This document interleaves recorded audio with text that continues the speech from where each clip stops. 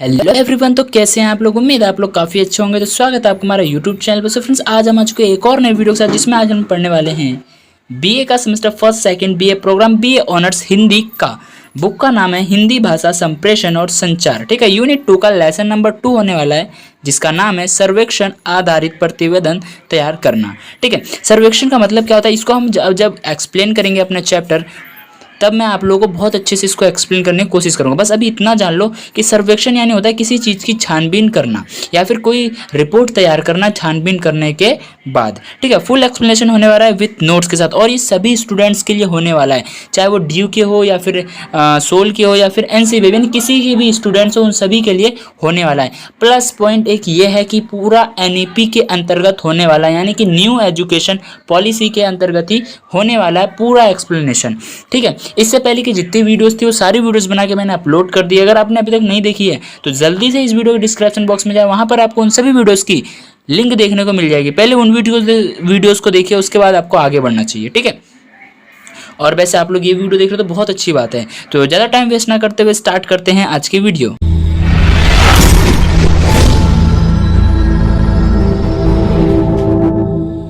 Unit 2 का lesson number 2, जिसका नाम है सर्वेक्षण आधारित प्रतिवेदन तैयार करना। ठीक है, सबसे पहले जान लेते हैं कि हमारा जो चैप्टर है वो कहना क्या चाहता है। ठीक है, सर्वेक्षण का मतलब होता है किसी चीज की जांच पड़ताल करना अच्छे से। ठीक है, उसी को आधार मान करके प्रतिवेदन यानी होता है कोई भी अगर हम इंग्लिश में अंग्रेजी शब्द में बात करें तो प्रतिवेदन का मतलब होता है रिपोर्ट। जो हम जैसे पुलिस में रिपोर्ट करवाते हैं ना, जैसे हमारी बाइक खो गई तो उसकी रिपोर्ट, तो उसकी जांच पड़ताल करके ही कि वाकई में चोरी हुई है तभी रिपोर्ट लिखवाना, ऐसे नहीं कि उसका टाइम वेस्ट ना करें। ठीक है, संभावित कुछ विषय होने वाले जैसे कोरोना और मानसिक स्वास्थ्य, क्रिप्टो जागरूकता अभियान, ठीक है, कूड़ा निस्तारण योजना, ये सभी क्या है, हमें कुछ एग्जांपल्स दिए गए हैं, इसको भी हम अच्छे से रीड करेंगे और अच्छे से हमें समझ में आ जाएगा। प्रतिवेदन हम क्या करें, प्रतिवेदन क्या होता है, प्रतिवेदन के क्या क्या प्रकार है, उसका क्या स्वरूप है, वो सभी चीजें हम इसमें फुल एक्सप्लेनेशन करेंगे विथ नोट्स के साथ। तो प्लीज कॉपी और पेन लेके बैठे, और हाँ, अगर आप लोग कॉपी पेन लेके नहीं बैठते हो तो भी चैनल को सब्सक्राइब करता है कि आप आने वाले टाइम पे अगर आप वीडियो देखना चाहो तो आप लोगों को हमेशा अवेलेबल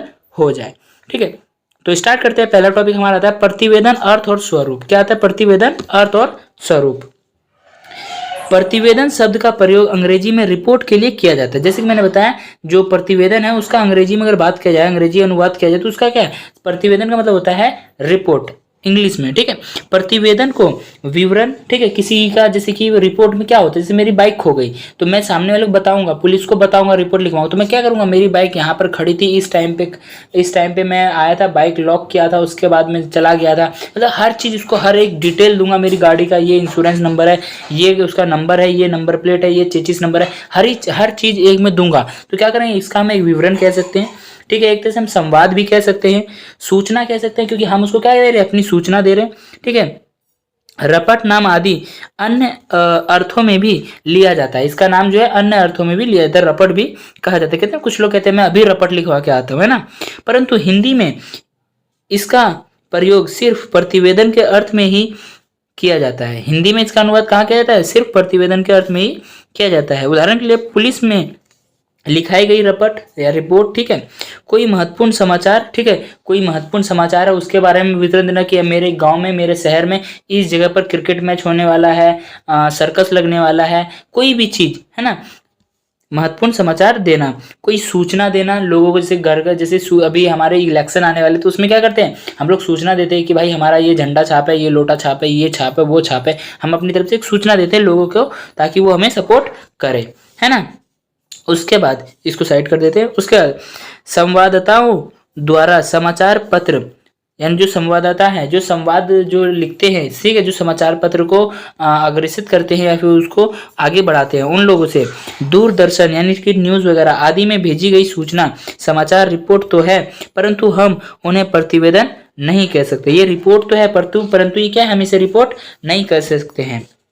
सेकंड पॉइंट है, मानक हिंदी कोश के अनुसार प्रतिवेदन का अर्थ है किसी कार्य, घटना, तथ्य, योजना आदि के संबंध में छानबीन, पूछताछ आदि करने के उपरांत तैयार किया गया विवरण। अगर एक बुक है मानक हिंदी कोश, ठीक है, इसके अनुसार देखें जो हमारा प्रतिवेदन है, प्रतिवेदन क्या है, किसी कार्य की घटना, ठीक है, उसका तथ्य यानी क्या क्या हुआ, ठीक है, उसकी योजना, ठीक ठीक है। इन सभी के संबंध में छानबीन और पूछताछ ही क्या है, हमारा प्रतिवेदन या फिर विवरण कहलाएगा।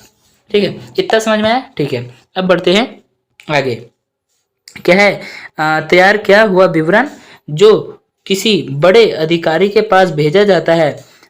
हिंदी कोश के अनुसार, बृहत एक हिंदी कोश है, उसके अनुसार प्रतिवेदन का अर्थ है किसी घटना, कार्य योजना आदि के संबंध में छानबीन पूछताछ आदि करने के बाद तैयार किया गया वह विवरण जो किसी अधिकारी या सभा आदि के सामने प्रस्तुत किया जाए। देखो, जैसे कि वकील है, तो सॉरी पुलिस है, वो क्या करता है, हमारा जो है, जो जैसे कि हम जाते हैं, अब ऐसा तो नहीं कि डायरेक्ट हम जो वहाँ का एसपी है, डीएसपी है, जो भी मेन हेड हमारा वहाँ का पुलिस स्टेशन का है, उसके पास तो हम जाते नहीं है। हम किसके पास जाते हैं, जो वहाँ पे कंप्लेन लिखता है उसके पास जाते हैं। ठीक है, छोटा एग्जांपल दे रहा हूँ। तो उसके पास जब हम बताते हैं तो वो सारी हमारी क्या कंप्लेन अपने नोटबुक में लिख लेता है। फिर वो जा करके जब पूरा कंप्लीट हो जाता है तब वो जाता है उस बड़े अधिकारी के पास। किसके पास, किसी बड़े अधिकारी के पास या सभा के पास। तभी वो क्या कहलाता है, वो जब वो सामने आता है तभी प्रस्तुत करने को, तभी उसको हम क्या कहते हैं, विवरण कहते हैं। ठीक है, उक्त कोषगत अर्थों से प्रतिवेदन का आधा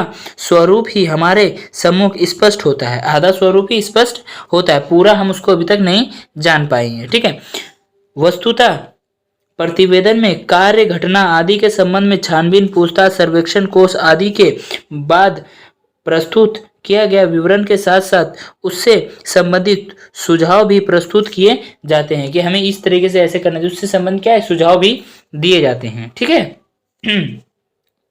नेक्स्ट पॉइंट है, प्रतिवेदन के लिए हिंदी में आख्या, अभ्यवेदन तथा रिपोर्ट शब्द का प्रयोग भी होता रहा है, परंतु राजभाषा हिंदी में अब प्रतिवेदन को ही मान्यता मिलती जा रही है। प्रतिवेदन को ही हिंदी भाषा में क्या है, मान्यता मिल रही है। कहते तो इसको बहुत कुछ है, इसका नाम बहुत कुछ है, लेकिन हिंदी में मान्यता किसको दे रही है, प्रतिवेदन शब्द को ही मान्यता दे रही है। ठीक है, प्रतिवेदन शब्द का शाब्दिक अर्थ सामने से जानना है। प्रतिवेदन का जो शाब्दिक अर्थ है वो क्या है, सामने से जानना है।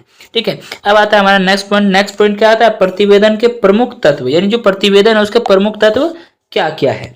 ठीक है, प्रतिवेदन का प्रथम एवं आवश्यक तत्व है कोई विषय। ठीक है, कोई विषय होगा तभी तो आप रिपोर्ट लिखवाओगे। वैसा तो है नहीं कि बिना फालतू में पुलिस स्टेशन चले जाएंगे, है ना, या फिर किसी कोई धरने प्रदर्शन पे बैठ जाएंगे। कोई विषय होगा, कोई टॉपिक होगा तभी तो, जैसे मैं पढ़ा रहा हूँ तो मेरे पास कोई टॉपिक है तभी तो पढ़ा रहा हूँ। वैसा तो है नहीं कि बस पढ़ाए जा रहा हूँ। ठीक है, कोई विषय होना जरूरी है, अथवा प्रसंग, विशेष आदि कोई, यानी प्रसंग यानी होता है कोई अच्छा उत्सव वगैरह। ठीक है, विशेष आदि कोई विषय ही नहीं होगा तो प्रतिवेदन का लिखा जाना ही असंभव है। अगर कुछ होगा ही नहीं, अगर मान लो अभी ये वीडियो जो लिखी हुई, जो नोट्स लिखे हुए हैं, अगर ये टाइप नहीं होते, क्या मैं आपको पढ़ा पाता, नहीं पढ़ा पाता। ठीक है, विषयों की कोई सीमा नहीं होती, जो विषय है उसकी कोई भी सीमा नहीं होती। यह किसी भी प्रकार का हो सकता है। क्या है, किसी भी प्रकार का हो सकता है। यथा कोई घटना हो सकता है, कोई समस्या हो सकती है, किसी के ऊपर आरोप या अत्याचार हो सकता है। ठीक है, दंग सफाद हो सकता है, दंगा सफाद जो होता है, दंगे वगैरह जो होते हैं। ठीक है, कोई विवाद हो सकता है, डिबेट हो सकता है, किसी संस्था की नीति हो सकती है, यानी कोई संस्था है वो अपनी कुछ नीति लागू करना चाह रही है तो वो हो सकता है। ठीक है, आय व्यय हो सकता है, यानी कहीं पे अगर आप अपने पैसे को, अपने मनी को इन्वेस्ट करना चाहो तो आय व्यय के लिए हो सकता है। नवनिर्माण की योजना, यानी कुछ नया बनने वाला, जैसे मेट्रो स्टेशन बनने वाला है, मॉल बनने वाला है, तो कुछ नया हो उसके लिए सूचना हो सकता है। ठीक है, ये सभी तत्व है। ठीक है, राज्यों का सीमा विवाद हो सकता है, जल विवाद हो सकता है, सरकार की आरक्षण नीति हो सकती है, जो सरकार में आरक्षण देती है वो आरक्षण नीति हो सकती है, विश्वविद्यालय और कॉलेज की शुल्क नीति हो सकती है, यानी पैसे में कुछ नीति बनानी हो। ठीक है, जो हमसे जो फीस ली जाती है उसके लिए कुछ नीति बनानी हो। ठीक है, पुस्तकालय की समस्या हो सकती है, और भी ये सभी जितने भी हैं, ये सभी उस राज्य की कानून व्यवस्था, बिजली पानी की समस्या आदि स्पष्ट है कि कोई भी विषय जिसके अध्याय अथवा जांच की आवश्यकता हो प्रतिवेदन का विषय हो सकता है। कोई भी उसका विषय होगा वो क्या है, वो हमारा प्रतिवेदन का विषय हो सकता है। ठीक है, इतना समझ में आया। अब बढ़ते हैं नेक्स्ट पॉइंट पे। नेक्स्ट पॉइंट आता है, विपरीत स्थिति में संभव है परंतु प्रत्येक स्थिति में नियुक्त व्यक्ति अथवा समिति के सदस्यों का उस विषय का जानकार होना आवश्यक है। यानी कि कोई भी व्यक्ति है उसका उस नीति के बारे में, उस चीज के बारे में जानकार होना जरूरी है। अब ऐसा नहीं कि अगर मैं जो पढ़ा रहा हूँ अगर मुझे इसकी जानकारी ही नहीं है तो मैं क्या करूंगा, आपको हमेशा गलत ही इन्फॉर्मेशन दूंगा। तो मुझे इसकी जानकारी होना भी जरूरी है। विषय के अच्छे जानकार किसी व्यक्ति को समिति का अध्यक्ष बनाया जाता है। जो उस विषय का अच्छा जानकार व्यक्ति है उसको उस समिति क्या बनाया जाता है, अध्यक्ष बनाया जाता है। एक व्यक्ति सचिव तथा से सदस्य रूप में कार्य करते हैं। एक व्यक्ति जो होता है मेन होता है, बाकी उसके सदस्य रूप में काम करते हैं। जैसे कि हमारा कई सारी ऐसी कुछ ब्रांचेस होती है जो कि एक मेन हेड ऑफिस होता है, बाकी क्या होती है, बाकी जितने होते हैं वो उसके एक छोटे पार्ट होते हैं, और मेन एक हेड ऑफिस होता है, उनका एक अलग मालिक होता है। ठीक है, अब आता है नेक्स्ट पॉइंट। नेक्स्ट पॉइंट हमारा प्रतिवेदन हेतु एक समय सीमा आवश्यक निश्चित ही की जाती है। यानी कि जो प्रतिवेदन है इसकी एक समय सीमा होती है। ठीक है, यानी कि ये ऐसा नहीं कि हमेशा चलता रहेगा, इसकी एक समय सीमा होती है कि इतने दिनों तक चलेगा। जैसे मैं बोल कि भाई कोई केस है, वो क्या आज से शुरू होगा तो वो आज जा करके 2 महीने बाद जब वो सॉल्व हो जाएगा, या फिर अगर उसकी कुछ ना कुछ उसकी डिटेल जब तक नहीं मिलेगी तब तक वो चलता रहेगा। लेकिन अब कोई क्रिकेट मैच है, वो क्या है आज शुरू होगा तो कल खत्म हो जाएगा, परसों खत्म हो जाएगा, तो उसकी क्या एक समय सीमा होती है। ठीक है, यदि ऐसा ना हो तो संभव है कि प्रतिवेदन आने के समय तक उसका महत्व ही समाप्त हो जाएगा। यदि अगर ऐसा ना हो तो प्रतिवेदन आते आते क्या हो जाएगा, उसका महत्व ही समाप्त हो जाएगा। बात करते हैं उदाहरण की। देखो, बरसात का मौसम बीत जाने के बाद जल निकासी की समस्या के प्रतिवेदन का क्या लाभ। मान लो जब बरसात का मौसम बीत गया तो फिर बाद में हम जल निकासी यानी पानी को कैसे बाहर निकालना है वो सोच के क्या फायदा। जब हमारे घरों में मान लो छत है हमारा, ठीक है, उसमें हमने पाइप डाला ही नहीं कि पानी निकले, जब बरसात हो गया घर में सीलन आ गई, घर आधा डूब गया, तब हम कह रहे कि भाई पानी निकलना चाहिए, है ना। तो उस टाइम पे फायदा क्या, जब चिड़िया चुग गई खेत तो फिर पछताने से क्या होगा। ठीक है, प्रतिवेदन को चाहिए कि पूर्ण प्रयास करके निश्चित अवधि में अपना प्रतिवेदन प्रस्तुत करे। प्रतिवेदक जो प्रतिवेदन करता है, जो रिपोर्ट लिखवाता है, उसको ये होता है कि पूर्ण प्रयास अपनी तरफ से पूरी तरीके से प्रयास करे और निश्चित अवधि यानी समय रहते ही क्या करे, अपना प्रतिवेदन जो है प्रस्तुत करे, अपना जो रिपोर्ट है उसको प्रस्तुत करे, है ना। यह अवधि कितनी हो इस संबंध में कोई नियम संभव नहीं है। यह एक दिन से लेकर 1 वर्ष अथवा अधिक समय भी हो सकता है। ठीक है, अनेक बार प्रतिवेदक समय बढ़ाने की मांग करने भी देखे जाते हैं। कई बार क्या होता है, जो प्रतिवेदक होते हैं वो क्या करते हैं, अपनी जो समय सीमा है उसको बढ़ाने की मांग भी करते हैं। ठीक है, अपना कार्य शुरू करने पर प्रतिवेदक के लिए आवश्यक हो जाता है। यानी कि अपना कार्य शुरू करने पर प्रतिवेदक के लिए क्या आवश्यक हो जाता है कि वह यह तथ्य संबंधी जानकारी एकत्रित करे। यानी जब कोई प्रतिवेदक है जो उसके रिपोर्ट के लिए लड़ रहा है, जैसे कोई वकील है, ठीक है, मेरा कोई केस अगर कोई वकील लड़ रहा है तो उसको क्या है कि उस केस की सारी जितनी भी तहकीकात है, जितनी भी सबूत है, जितने भी तथ्य संबंधित है, उन सभी की क्या है जानकारी वो एकत्रित कर ले। इसके लिए उसे कुछ चित्र, दस्तावेज, टेप यानी टेप रिकॉर्डर जो होते हैं आदि देखने सुनने पड़ सकते हैं। व्यक्तियों की साक्षी लेनी पड़ सकती है, यानी जो व्यक्ति है उनसे पूछताछ भी करनी पड़ सकता है। प्रत्येक स्थिति में आवश्यक है कि यह सामग्री प्रमाण पुष्ट हो। यानी कि हर स्थिति में क्या है, ये जितनी भी सामग्री है वो प्रमाणित हो कि हाँ ये रियलिटी में हुआ है, ऐसा नहीं कि कुछ फेक हो, है ना। तो रियलिटी होनी जरूरी है। जिन व्यक्तियों को साक्षी के रूप में प्रस्तुत किया जा रहा वह प्रत्यक्षदर्शी हो और उनका आचरण संदिग्ध ना हो। यानी कि जिन व्यक्तियों को प्रस्तुत किया जा रहा है साक्षी के लिए, यानी कि यहाँ पे वो आप प्रस्तुत कर रहे हैं जिसके सामने, तो वह व्यक्ति जो है कोई संदिग्ध व्यक्ति ना हो। यानी कोई ऐसा ना हो किसी के ऊपर मर्डर केस चल रहा हो, किसी के ऊपर कोई केस चल रहा हो, वो संदिग्ध यानी गलत व्यक्ति ना हो। ठीक है, प्रतिवेदन चाहे किसी सामान्य व्यक्ति से संबंध हो, चाहे उच्च अधिकारी से, यदि पक्ष विपक्ष में प्रस्तुत की जा रही सामग्री प्रमाणिक नहीं है और उसकी उचित जांच नहीं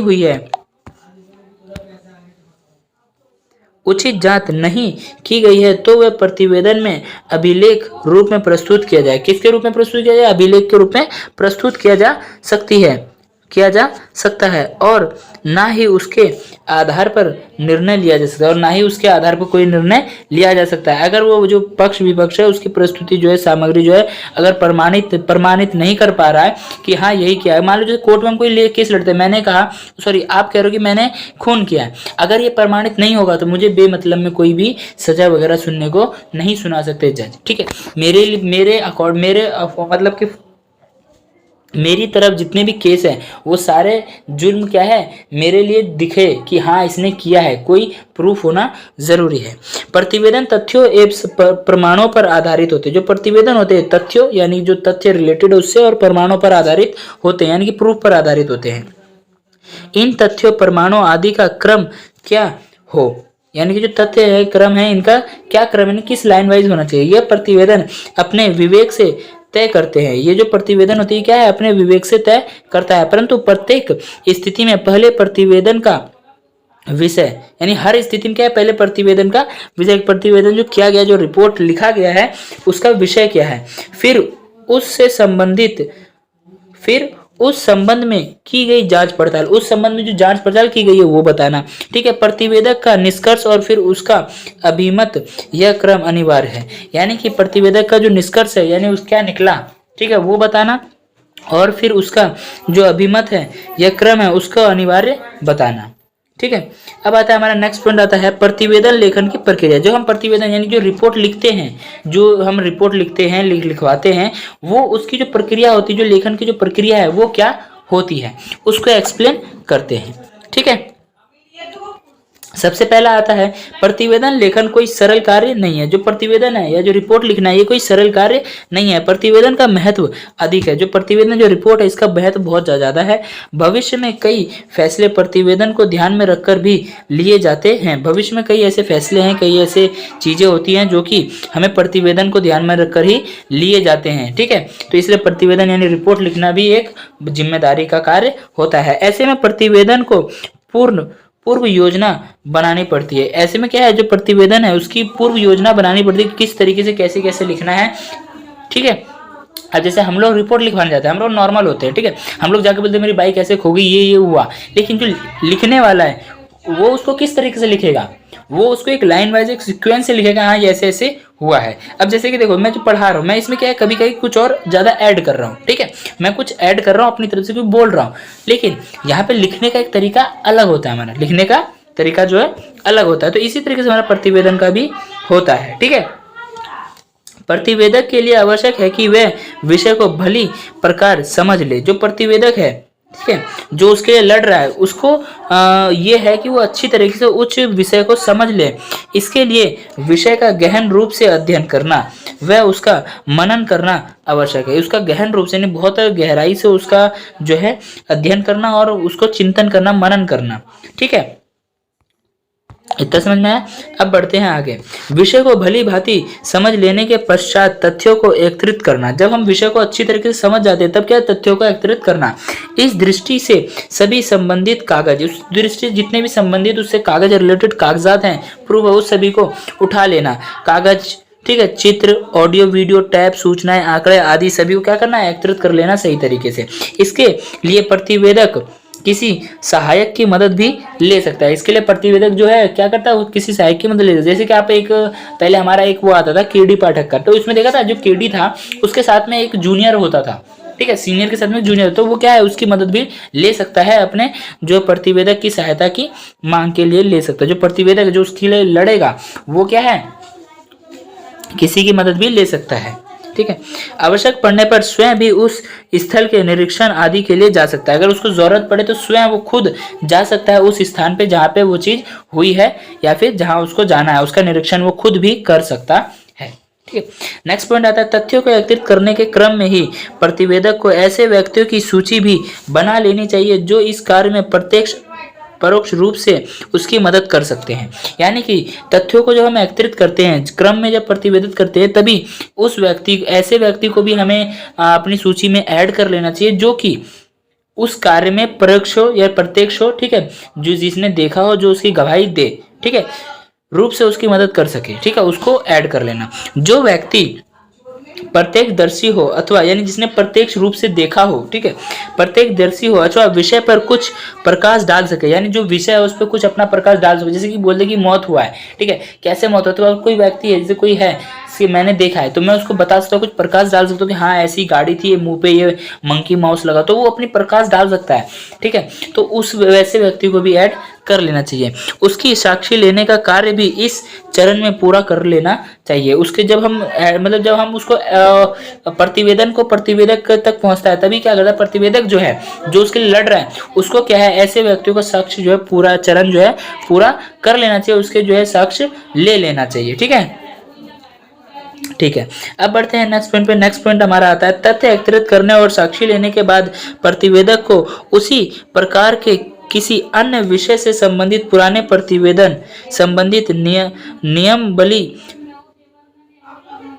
प्रपत्रों आदि को एकत्रित कर लेना चाहिए। यानी कि उससे पहले जैसे अभी कोई केस आता कोरोना वाला, तो क्या क्या कई सारे जो डॉक्टर्स है, कई इंजीनियर साइंटिस्ट है, उन्होंने क्या क्या ऐसे इससे पहले यानी इससे 100 साल पहले या फिर 10 साल पहले, 20 साल पहले, 50 साल पहले ऐसा ही एक हमारा आया था, है ना, एक ऐसी महामारी आई थी जिसको हम फ्लू के नाम से जान रहे हैं। ठीक है, तो ये क्या है, ये इसकी जो है पिछले से हमें उसको प्रतिवेदन को पुराने प्रतिवेदन से संबंधित जो है पत्रों को उसको एकत्रित कर लेना चाहिए, उसके अकॉर्डिंग देखना चाहिए उस टाइम पे ये हुआ था, इस टाइम पे ऐसा घटित हो रहा है, उस टाइम पे क्या अलग था और इस टाइम पे क्या हो रहा है। ठीक है, ताकि निष्कर्ष तक पहुंचने में सुविधा हो, ताकि निष्कर्ष तक पहुंचने में हमें सुविधा हो और आवश्यक पड़ने पर उसी निष्कर्ष को पूर्व निर्णय तथा नियमों आदि से पुष्ट किया जा सके। यानी आवश्यक पड़ने पर क्या करे, उसी निर्णय को उसी निर्णय तथा नियमों आदि से पुष्ट किया जा सके या आगे बढ़ाया जा सके। ठीक है, इसके पश्चात सभी संग्रहित तथ्यों, प्रमाणों, साक्ष्यों को विश्लेषित यानी छानबीन कर वर्गीकृत अथवा सारणीबद्ध कर लेना चाहिए। जो भी लोग है, जो भी साक्ष्य है, जो भी प्रमाण है, उस सभी का करना विश्लेषित यानी छानबीन कर लेना चाहिए, अच्छे से जांच लेना चाहिए। उसके बाद क्या करना है, उसको सारणीबद्ध कर लेना चाहिए, क्रम वाइज उसको लगा लेना चाहिए कि हमें पहले क्या क्या डालना है। ठीक है, यानी कब क्या हमें प्रस्तुत करना है। ठीक है, इतना समझ में आया। ठीक है, इससे प्रतिवेदक को निष्कर्ष तक पहुंचने में मदद मिलेगी और वह उचित निर्णय ले पाने में सफल होगा। यानी कि जब सब हर चीज सारणीबद्ध यानी क्रमबद्ध लगी रहेगी, हर चीज टाइम टू टाइम उसको मिलती रहेगी, सारे गवाह प्रूफ उसको मिलते रहेंगे, प्रमाण मिलते रहेंगे, तो क्या होगा, उसको निष्कर्ष तक पहुंचने में क्या होगी, आसानी होगी, मदद मिलेगी। ठीक है, अब आता है नेक्स्ट पॉइंट हमारा आता है समिति द्वारा प्रतिवेदन की स्थिति में प्रतिवेदन का प्रारूप सभी सदस्यों में वितरित किया जाए और आवश्यकता अनुसार संशोधन के पश्चात, संशोधन यानी होता है उसकी छानबीन के पश्चात टंकित कर दिया जाना चाहिए। इस संबंध में आवश्यकता अनुसार गोपनीयता का ध्यान भी रखा जाना चाहिए। ठीक है, प्रतिवेदक अथवा समिति के किसी सदस्य को स्वयं भी टकक का दायित्व निभाना पड़ सकता है। टकक क्या मतलब क्या होता है वो तो आपको बुक से ही पता चलेगा। एक तरह से अगर टकक की बात की जाए, टकक क्या नहीं होता है कि कटघरे में जो हमें जाना होता है ना, अपनी गवाही के लिए भी हमें जाना पड़ सकता है कि हम अगर कुछ गवाही देना चाहते तो उस आदमी को, उस वकील को भी खड़ा होना पड़ सकता है कटघरे में। ठीक है, इतना समझ में आया। ठीक है, प्रतिवेदक टंकित या मुद्रित होने के बाद, टंकित यानी इसमें एक अलग है, यानी कि लोग किसी के सामने प्रस्तुत कर देने के बाद, यहाँ पे वो वाला नहीं है, यहाँ पे अलग है। प्रतिवेदन जो है टंकित यानी यहाँ पर क्या है, किसी के सामने प्रस्तुत हो जाने के बाद, टंकित या मुद्रित होने के बाद, ठीक है, लिखा जाने के बाद, मुद्रित हो जाने के बाद प्रतिवेदक अथवा प्रतिवेदन समिति के अध्यक्ष, सचिव तथा अन्य सदस्यों के हस्ताक्षर की तिथि दी जाती है। यानी कि इसका साइन अब हो, इस टाइम पे होगा, इनको टाइम दिया जाता है ना, तारीख पे तारीख, तो उसी जगह हस्ताक्षर और तिथि दी जाती है और प्रतिवेदन संबंधित अधिकारी को सौंप दिया जाता है। प्रतिवेदन संबंधित जो भी अधिकारी है उसको ये चीजें सौंप दी जाती है। ठीक है, इतना समझ में आया। ठीक है, अभी तक हमने काफी सारे टॉपिक क्लियर करे, मुझे उम्मीद है कि आप लोगों को ये समझ में आया होगा। ठीक है, अब आता है हमारा नेक्स्ट पॉइंट आता है प्रतिवेदन के प्रकार। क्या आता है, प्रतिवेदन के प्रकार। ठीक है, प्रतिवेदन के विषय असंख्य है, जो प्रतिवेदन का विषय है ये असंख्य है। ठीक है, बहुत सारे हैं, अतः विषय की दृष्टि से प्रतिवेदनों का विभाजन संभव नहीं है। अगर बात किया जाए कि इसका हम विभाजन करें तो ये संभव नहीं है। प्रतिवेदन या तो किसी व्यक्ति द्वारा तैयार किया जा सकता है या किसी समिति आयोग द्वारा, ये किसी व्यक्ति के द्वारा भी किया जा सकता है या फिर किसी समिति के द्वारा भी किया जा सकता है। महेंद्र चतुर्वेदी ने 2 प्रकार के प्रतिवेदन की जांच की है। जो महेंद्र चतुर्वेदी जी हैं उन्होंने 2 प्रकार की जो है प्रतिवेदन की जांच की है। पहले है व्यक्ति विशेष द्वारा, किसी व्यक्ति विशेष द्वारा तैयार किया गया प्रतिवेदन, ठीक है, और समिति उप समितियों के द्वारा तैयार किया गया प्रतिवेदन, ठीक है। इतना समझ में आया। किसके द्वारा? हमारे जो महेंद्र चतुर्वेदी जी है उनके द्वारा 2 प्रकार के प्रतिवेदन की चर्चा की गई है। किसी व्यक्ति के द्वारा तैयार किया गया और किसी समिति उप समिति के द्वारा तैयार किया गया है, ठीक है। व्यक्तियों द्वारा तैयार होने वाला प्रतिवेदन, इस प्रकार के प्रतिवेदन में किसको प्रतिवेदन तैयार करने का दायित्व सौंपा जाता है? इस व्यक्ति का विषय का अच्छा जानकार एक व्यक्ति होना आवश्यक है। यानी कि जो व्यक्ति होता है, व्यक्तियों द्वारा तैयार किया जाना जो प्रतिवेदन होता है, उस प्रतिवेदन में किसको प्रतिवेदन जो है तैयार करने का दायित्व दिया गया है, ठीक है। जिसको दिया गया वह व्यक्ति उस विषय का अच्छा जानकार होना जरूरी है, आवश्यक है, ठीक है। समितियों तथा उप समितियों द्वारा तैयार होने वाला प्रतिवेदन, इस प्रकार के प्रतिवेदनों के विषय अपेक्षाकृत गंभीर प्रकृति के होते हैं, जिन विषयों के संबंध में यह समझा जाता है कि एक से अधिक व्यक्तियों के सुविधा चरित्र मत की आवश्यकता होती है, ठीक है। यानी कि बहुत सारे व्यक्तियों की मत की यानी उनकी गवाही की आवश्यकता होती है। उनके लिए कोई समिति बना दी जाती है, कोई एक टीम बना दी जाती है कि तुम्हें इसमें वर्क करना है। एक से अधिक व्यक्ति होने के कारण सामान्यतः इनके द्वारा की गई जांच पड़ताल अधिक सूक्ष्म और गहन होती है, ठीक है। यानी देखो इसमें क्या है, एक से अधिक व्यक्ति होते हैं तो जो इसकी जांच पड़ताल होती है वो क्या है, बहुत ज़्यादा जो है एकदम सूक्ष्मता से यानी बहुत ही ज़्यादा गंभीरता से, गहराई से की जाती है, प्लस और बहुत ज़्यादा गहन यानी सूक्ष्मता, हर चीज़ को अच्छे से तोड़ा मड़ोड़ के अच्छे से हर चीज़ के एक एक चीज़ को डिफाइन किया जाता है, एक्सप्लेन कर लिया जाता है अपनी जाँच पड़ताल में, ठीक है।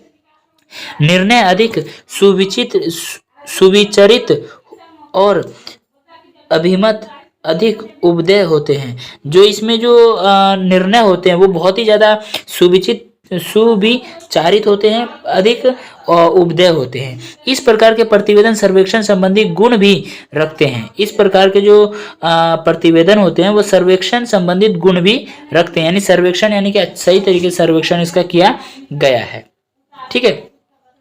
अब आता है हमारा नेक्स्ट पॉइंट आता है प्रतिवेदन की विशेषता। क्या आता है? प्रतिवेदन की विशेषता। इसको देख लेते हैं। एक अच्छा प्रतिवेदन प्रमाणिक तथ्यों और संग्रह होना चाहिए। जो अच्छा प्रतिवेदन है उसका प्रमाणिक होना चाहिए, प्रमाण होना चाहिए, ठीक है। तथ्य होने चाहिए, प्रमाणिक तथ्य होने चाहिए, ठीक है। उन सभी का संग्रह होना चाहिए। वह विषय निष्ठ होना चाहिए। वो क्या है, एक विषय से निष्ठ होना चाहिए। ऐसा नहीं कि वो किसी अलग ही विषय पे हो, कोई समझ में ना आए कि विषय क्या है, ठीक है। और उसमें अनपेक्षित सामग्री के लिए कोई स्थान ना हो, जो जिसकी की कोई अपेक्षित ना हो, जिसकी जरूरत ना हो, उसकी कोई वो सामग्री इसमें ऐड की ना गई हो। प्रतिवेदन को व्यक्तिगत राग द्वेष से दूर रहकर विषय का विश्लेषण किया जाना चाहिए। यह निष्कर्ष प्रस्तुत किया जाना चाहिए। जो प्रतिवेदन है उसको क्या है, व्यक्तिगत यानी कि व्यक्ति के हित में होना चाहिए, ठीक है। कोई भी राग और कोई भी द्वेष की भावना ना हो, ठीक है। उससे दूर रह करके क्या करना है, विश्लेषण का निष्कर्ष करना है, उसकी निष्कर्ष की प्रस्तुत करनी है, यानी ठीक है, सही निष्कर्ष तक उसको पहुंचाना, उसको क्या है, न्याय दिलाना है। प्रतिवेदन में विषय की विशेषज्ञता और तर्कता स्पष्ट झलकनी चाहिए। जो प्रतिवेदन है उसमें विषय की विशेषज्ञता यानी कि उसकी क्या विशेषता है, ठीक है, और उसकी तर्कता क्या है, उसके तर्क वितर्क जो है वो सही भी है या नहीं है, वो क्या है, साफ और स्पष्ट रूप से हमें दिखाई देना चाहिए। समिति के प्रतिवेदन की स्थिति में समिति के सदस्यों द्वारा किए गए तर्क वितर्क तथा बहस के बिंदुओं की ओर भी स्पष्ट संकेत करना चाहिए। यानी कि जो भी तर्क वितर्क किए गए उसके बहस की बिंदुओं की ओर भी क्या है, स्पष्ट रूप से संकेत होना चाहिए, ठीक है। अब आता है हमारा सर्वेक्षण आधारित प्रतिवेदन के उदाहरण, ठीक है। हमने जो टॉपिक पढ़ा था सर्वेक्षण आधारित प्रतिवेदन के उदाहरण, अब हम कुछ उदाहरण भी देखने वाले हैं। वो उदाहरण क्या है उसको देख लेते हैं। कोरोना और मानसिक स्वास्थ्य। क्या है, कोरोना और मानसिक स्वास्थ्य। एक रिपोर्ट इसके ऊपर लिखी गई है, ठीक है। 20 फरवरी 2023। क्या है, 20 फरवरी 2023 महामारी ने लोगों पर जो मनोवैज्ञानिक, ये क्या एक रिपोर्ट तैयार किया गया है। क्या है, ये एक तरह का रिपोर्ट तैयार किया गया है। महामारी ने लोगों पर जो मनोवैज्ञानिक प्रभाव डाला है, यानी यानी मन से इंसान को जो एक प्रभाव डाला है, मानसिक जो स्थिति है, व्यवस्था है, उसको क्या अस्त व्यस्त कर दिया है। ठीक है, प्रभाव डाला है, उससे यह दर्शाया है कि लोग कितने नाजुक है। इससे ये दिखाई देता है कि जो लोग है, जो व्यक्ति है, मनुष्य है, वो कितने ज्यादा नाजुक है। ठीक है, ऐसे में सारी दुनिया में मानसिक स्वास्थ्य को लेकर चिंता है। ऐसे में सारी दुनिया को लेकर के क्या है, मानसिक स्वास्थ्य को लेकर के चिंता है, और इसे लेकर अधिक सहायता की जरूरत महसूस की जा रही है। इसे लेकर के अधिक क्या है, सहायता की जो जरूरत है उसको महसूस की जा रही है। कोविड जो हमारा कोरोना आया था, कोविड मनोवैज्ञानिक प्रभाव, मानसिक तंदुरुस्ती, जो मानसिक तंदुरुस्ती है उसको मानसिक स्वास्थ्य देखभाल अवसाद का 2020 में करवाया गया। विश्व स्वास्थ्य सेवा संगठन है WHO, ठीक है, के सर्वे के अनुसार महामारी ने दुनिया के 90% लोगों में मानसिक स्वास्थ्य सेवा को बाधित किया है। जो क्या है, 90% लोग जो WHO है उसके द्वारा एक रिपोर्ट तैयार किया गया, जिसमें कि महामारी जो है 2020 से लेकर के 2023 में क्या है, लोगों के मन में 90% देशों में जो मानसिक स्वास्थ्य है, मानसिक स्वास्थ्य सेवाओं को लेकर के क्या है, बाधित है। ठीक है, 60% देशों में यह भी देखा गया है कि नाजुक वर्ग के लोग, जिसमें बच्चे, किशोर, ठीक है, बुजुर्ग तथा महिलाओं का समावेश यानी मिश्रण है। ठीक है, अब देखते हैं अनुमान क्या है। ये हमारा क्या है, ये एक तरह का रिपोर्ट है, इसको आप पढ़ते हो तो इसको आपको भी नॉलेज मिलेगी, इसमें ज्यादा कुछ खास है नहीं। बात करते हैं अनुमान की। ठीक है, लैंसेट के अनुसार 2020 के अनुसार महामारी के वैश्विक स्वास्थ्य पर बड़े प्रभाव की वजह से अवसाद संबंधी मामलों में 28% की वृद्धि देखी गई है, जबकि चिंता को लेकर होने वाली परेशानियों में 26% इजाफा हुआ है। 26% जो है इजाफा, यानी कि छुटकारा मिला है। एक अनुमान है कि वैश्विक अर्थव्यवस्था में मनोवैज्ञानिक स्वास्थ्य पर होने वाला खर्चा 2030 तक 6 ट्रिलियन अमेरिकन डॉलर हो जाएगा। 6 ट्रिलियन अमेरिकन डॉलर, सोचो एक अमेरिकन डॉलर की कीमत अभी क्या है, 82.9 या 82.7 रुपीज है। ठीक है, अपने इंडिया में। तो इस तरीके से देखो 2030 तक कितना है, 6 ट्रिलियन अमेरिकन डॉलर जो है हो जाएगा खर्च, लोगों को मनोवैज्ञानिक रूप से जो अस्वस्थ हो गए हैं उसको स्वस्थ को सही करने में। ठीक है, अवसाद और चिंता के लिए लक्ष्य आधारित देखभाल में निवेश किया गया है। अवसाद पे क्या है, लोगों के लक्ष्य आधारित देखभाल के लिए क्या निवेश किया गया है। प्रत्येक डॉलर बेहतर स्वास्थ्य और उत्पादन में 5 अमेरिकी डॉलर का रिटर्न देता है। इसके अलावा मानसिक स्वास्थ्य दीर्घकालीन विकास लक्ष्यों, विशेष रूप से लक्ष्य 3 यानी जो अच्छे स्वास्थ्य और कल्याण को प्राप्त करने का अभिन्न अंग है, वह मानसिक स्वास्थ्य को मानवाधिकार और दृष्टि से प्राथमिकता देने की आवश्यकता है। यानी इन सभी को प्राथमिकता देने की आवश्यकता है। सो फ्रेंड्स देखो, वीडियो जो है काफी ज्यादा लंबी हो चुकी है, इसमें ज्यादा कुछ है नहीं, तो जो भी टॉपिक बचे हैं उसको हम लोग नेक्स्ट पार्ट, जो व्यापार प्रभाव, यानी हमारे जो व्यापार है उस पर क्या प्रभाव पड़ा है, ये हम आगे पढ़ेंगे। ठीक है, अगर आप लोग चाहो इसको बुक से ही पढ़ सकते हो, अगर नहीं आपके पास टाइम नहीं है तो आप लोग वीडियो भी देख लेना। पार्ट 2 भी हमारी बहुत जल्द आएगी। तो आज की वीडियो में इतना ही, मिलते हैं पार्ट 2 में। ध्यान से चैनल को सब्सक्राइब करके बेल आइकन को ऑन कर लेना, ताकि जितनी भी आने वाली न्यू वीडियोस हो उन सभी की नोटिफिकेशन आप लोगों तक पहुंच जाए। और हाँ, अगर चैनल पे आप लोगों को कंटिन्यूसली अपडेट चाहिए तो आप लोग हमें बता सकते हैं कि आपको किस चीज़ की किसकी वीडियो आपको चाहिए। ठीक है, तो आज की वीडियो में इतना ही, मिलते हैं नेक्स्ट वीडियो में। Bye bye, thanks for watching this video.